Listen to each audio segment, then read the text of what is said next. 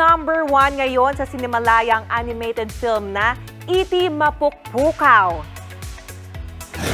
Sa Facebook post ng Cinemalaya, ito raw ang kanilang highest grossing film this year. Historic ito dahil ito ang first animated na pelikulang pasok sa kanilang full-length film category. Pinagbibidahan ito ni Carlo Aquino bilang si Eric, isang animator na hinahanap ang nawawala niyang tito. Tampok din sa animated film ang internationally acclaimed Filipina actress na si Dolly De Leon bilang ina ni Eric at si Gio Gahol bilang Carlo na office crush ni Eric.